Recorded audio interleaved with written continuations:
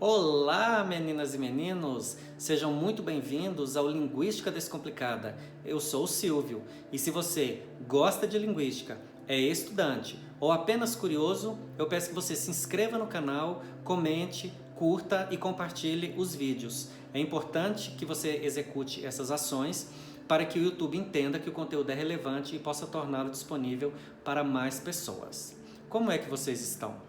Vocês têm acompanhado a sequência de vídeos, já tem um conjunto razoável de vídeos, inclusive sobre a teoria do signo linguístico. Esse é o último vídeo que nós vamos compartilhar juntos a respeito da teoria do signo linguístico. No próximo vídeo, eu já vou começar nas dicotomias, de modo que a primeira dicotomia é língua e fala ou langue parole. Então, a gente vai encerrar hoje o conjunto de vídeos sobre signo linguístico. Eu, particularmente, considero que a teoria do signo linguístico, dentre os conceitos de Saussure, é o que é mais subjetivo ou mais fluido, digamos assim. Ou, dito de outra forma, é o mais complicado. Eu tentei, dentro do princípio deste canal, que é de descomplicar a linguística, fazer com que você conseguisse acompanhar o raciocínio do Saussure e fosse construindo o entendimento a respeito do que é o signo linguístico, quais são os integrantes do signo linguístico, quais são os princípios do signo linguístico e quais são as prováveis objeções associadas ao princípio da arbitrariedade do signo linguístico. É isso que aparece em todos esses vídeos sobre o signo linguístico na visão do Saussure. E eu já falei com vocês sobre os princípios, que são a arbitrariedade e a linearidade. Falei muito sobre a arbitrariedade, porque o tópico permite mais considerações a respeito do que é arbitrariedade.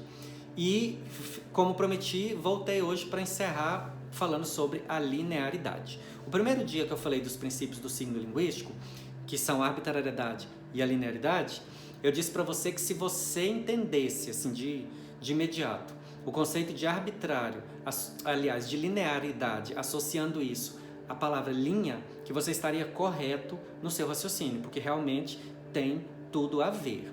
E eu já disse para você também que esse princípio da linearidade, ele está associado ao significante. Então não é um princípio associado ao significado, ele é integrante do conceito do significante. E basicamente diz respeito ao fato de que, na constituição do significante, os elementos que o constituem são dispostos numa sequência que é uma sequência linear. Agora, essa sequência linear, ela não está associada a algo que seja do mundo do real, do mundo do concreto, tá? Porque não é sempre que vai ser possível de você visualizar, de você perceber a efetividade desse princípio da linearidade. Quando é que vai ser possível para você perceber de maneira concreta este princípio da linearidade? Quando você observar as coisas escritas. Então pense aí em textos escritos, pense aí na escrita. Quando você escreve, por exemplo, o dia de hoje, você vai preencher um formulário e precisa escrever, digitar ou escrever à mão a data de hoje.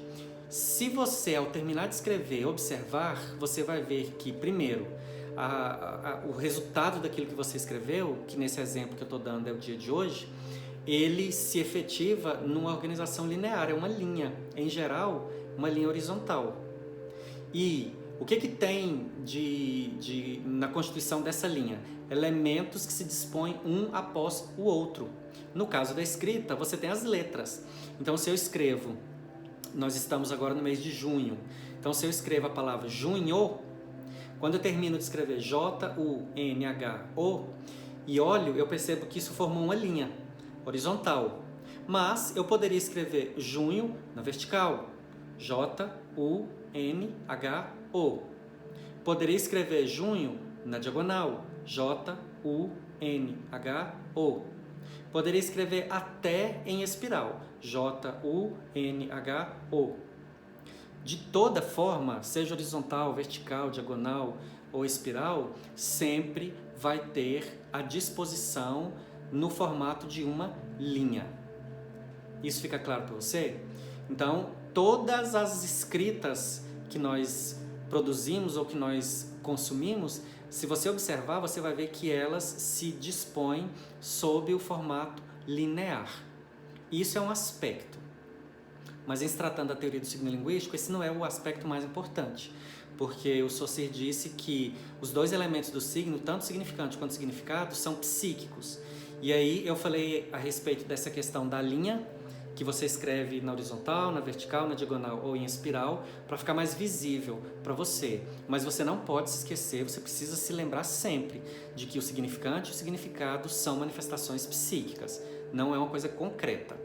Agora, o outro aspecto da linearidade, para você prestar atenção, e aí eu vou usar como exemplo o fenômeno da vocalização, da fala, é que quando eu falo, acontece a mesma coisa na escrita, mas agora eu vou enfatizar a fala.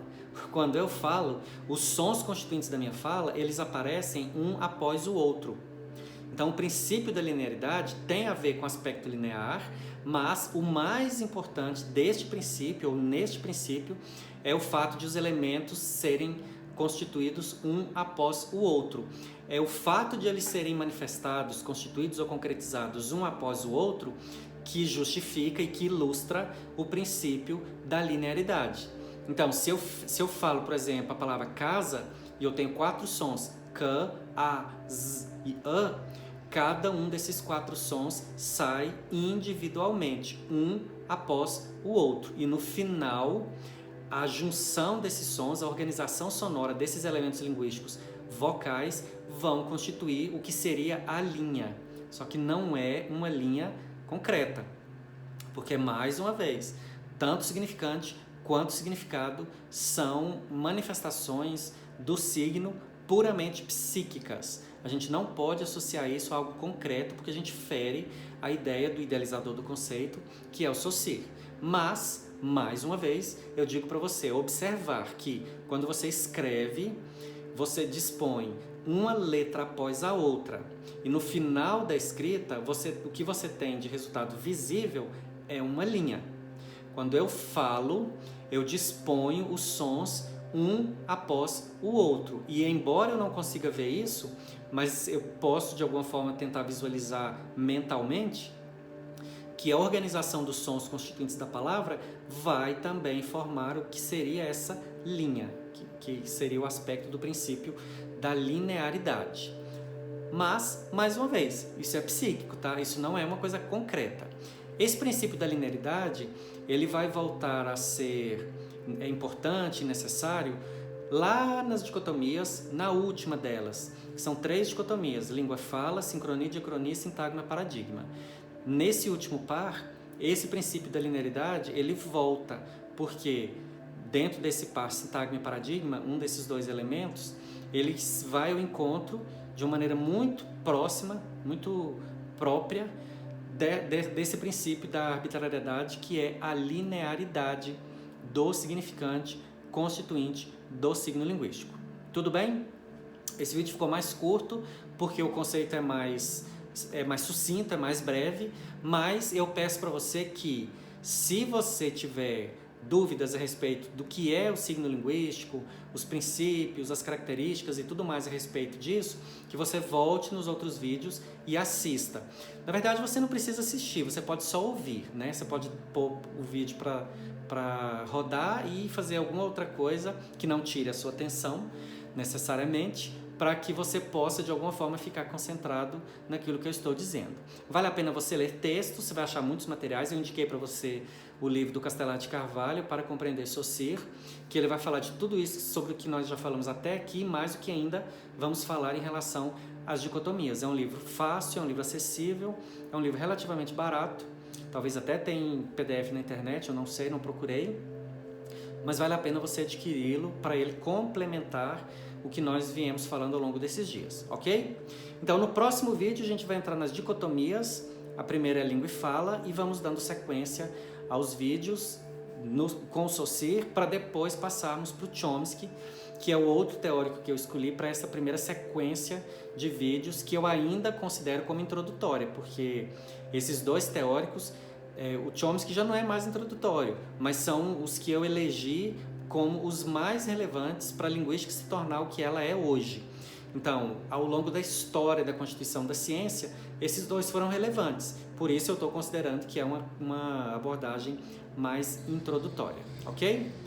Comente, curta, compartilhe, se inscreva no canal se você não está inscrito, acione as notificações para você ser avisado. Os vídeos têm sido publicados às terças e sextas por volta de 11, 11h30 da manhã, tá? Então acompanhe, por favor. Obrigado por você ter ficado aí, a gente se vê no próximo. Tchau!